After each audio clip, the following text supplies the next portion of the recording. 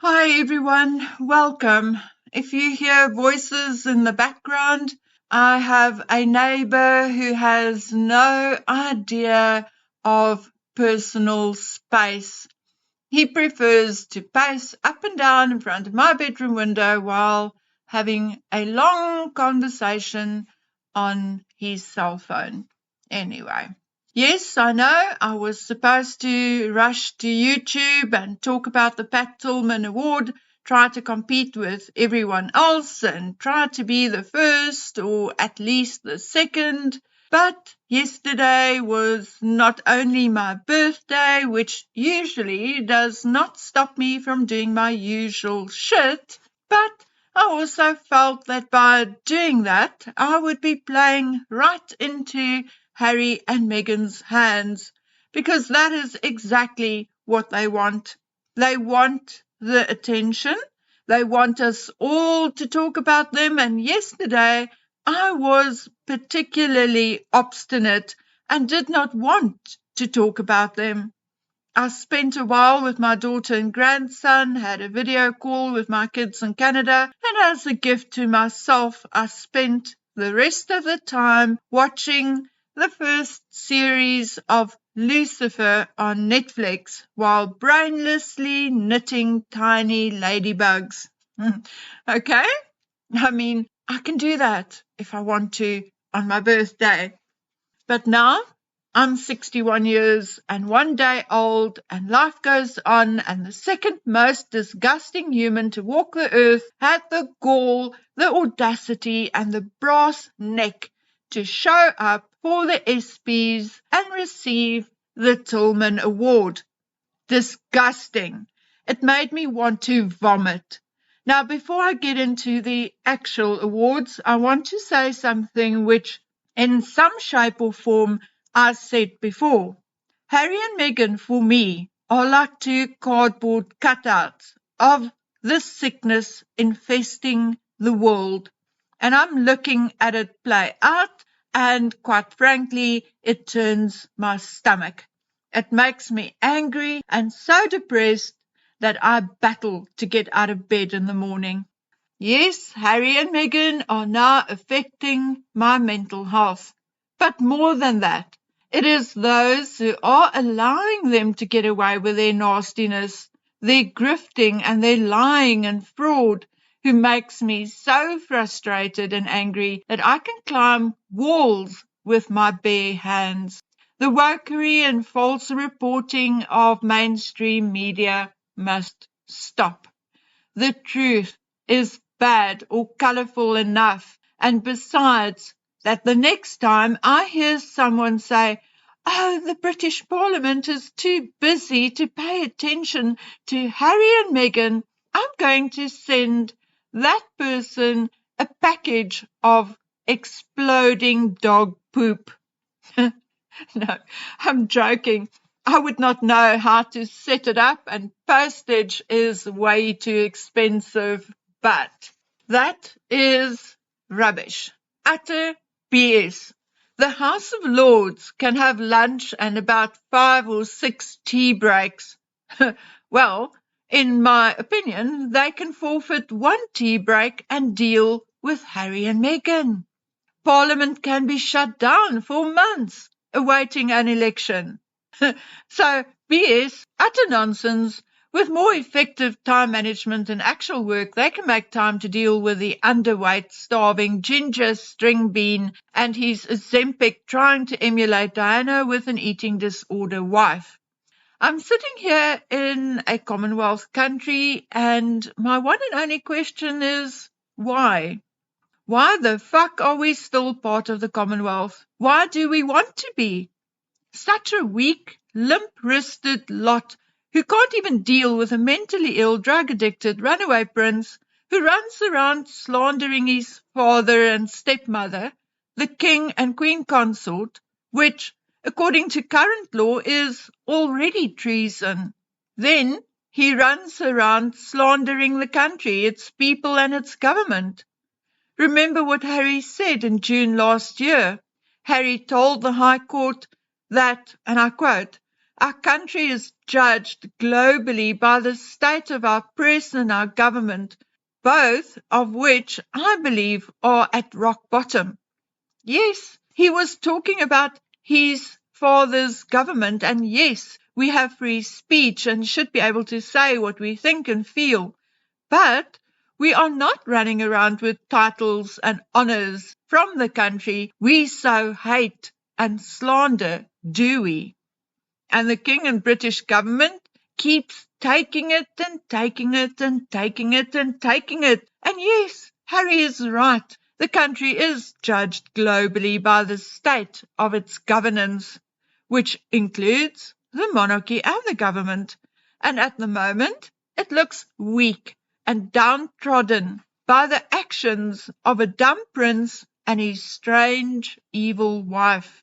Sorry, it may not be exactly like that, but that is what it looks like. And it is no wonder that leaders of other parts of the world are laughing at the Western world, laughing at their wokery, and has no real respect for their leaders. Yes, Harry and Meghan may be small fry, but they are a huge embarrassment for Crown and Country, regardless of whether Crown and Country chooses to ignore it or not. Let's see what Starmer's government does. It can go two ways, in my opinion. Either they sing the praises of a traitorous runaway prince because of their leftist leanings and wokery, or they seize the opportunity to drop 3 non-royals from a royal line of succession. We'll see, but it is time Crown and Country plays their hand, because people like me all over the world are getting more and more upset and angry, losing more and more respect, and I, for one, am on the brink of giving a lecture to Africa on the history of Africa and Britain, a history lesson to the world to illustrate why Africa has every reason to hate Britain, but we still choose not to. Some of us, like me, choose to love England, to call it our second home, to feel a kinship to the people of England, Scotland, Wales, and Ireland. But how can we continue to love you if you are no longer protecting your identity against the onslaught of not only Harry and Meghan, but definitely the likes of Harry and Meghan? Sometimes you have to make an example of someone to serve as a warning to others. Anyway, let's talk about the ESPYs and the Tillman Award. First off, Mary Tillman, Pat's mother, did not attend. Marie Tillman Shenton, his widow, who is technically no longer his widow, as she is remarried with something like 4 or 5 children with her new husband, did, however, attend. Of course she did, because she's running the Tillman Foundation, which in itself is a discussion for another day. But tell me whether I'm right or wrong. What kind of sad, weak SOB is her husband to run around loud and proud while his wife, the mother of his children, is still promoting and clinging to her previous husband's name? Oh, I forgot. It's not about honor and pride, is it? It is about money. And it appears that the Shentons are doing more than okay out of the Pat Tillman Foundation. Just saying. Okay, so I'm so terribly naive that I truly thought that once Pat Tillman's mother voiced her objection to Harry receiving the award, and once the petition surpassed the 75,000 signatures and Admiral Lord Alan West spoke out and advised Harry not to accept the award, that Harry would really decline the award. Yes, that is how naive I was. Or, in the very least, I thought he would not go to the awards, but send someone to collect it on his behalf, maybe someone from Invictus. But no, no. I was indeed naive and stupid. They pitched up in all their Ozempic glory, looking like two stick figures, yet gloating at their win. Now I'm asking you, was it indeed a win for them? Well, not if you are a normal thinking person with basic manners. Firstly, they skipped the red carpet for security reasons. Well, no, actually, I think not quite true. They did not want the booze caught on film. And then they left before the event finished. Also, supposedly for security reasons. Rubbish. They did not want to be booed. End of story. Their behavior is, however, something which would not have gone down well in my country. What they did by leaving about halfway through the event is what we here in South Africa would have called op skeploer in Afrikaans. Op skeploer means to arrive minutes before dinner and to leave immediately after the last spoonful of dessert. In other words, making it clear you are only there for the food and not the company, and have no respect or appreciation for the host. Well, clearly, Harry and Meghan were only there for the award and could not give a rat's ass about the significance of the award or the hosts. Here in South Africa, we would have called Harry and Meghan vultures, diving in on the food, or in this case, the award, eating their fill from the carcass, in this case, the death of a brave young man, and then flying away without a backward glance. Real vultures. Okay, now Harry's speech. I actually had it recorded and wanted to play it for you, but I'm sure by now you heard it on Instagram or other channels, and to be honest, it grates on my very last nerve. So I'm just going to give you one or two thoughts. In his speech, Harry said, talking about Mary Tillman, the mother, and I quote, "Her advocacy for Pat's legacy is deeply personal." No shit, Harry. She was his mother and still is his mother. Anyway, her advocacy for Pat's legacy is deeply personal and one I respect. No, Harry, you don't respect it. If you did, you would not have accepted the award. Mary Tillman, Pat Tillman's mother, did not want you to receive the award. Yet you, Harry, showed her the middle finger and went and grabbed it anyway. Then he said, the bond between a mother and son is eternal and transcends even the greatest losses. Yes, Harry, we know your wife called up the spirit of your dead mother. Yes, we know that part of your delusion is to hear your mother's voice telling you you are doing the right thing. Yes, Harry, we know you sleep with a lock of your mother's hair next to you and use her face cream on your todger.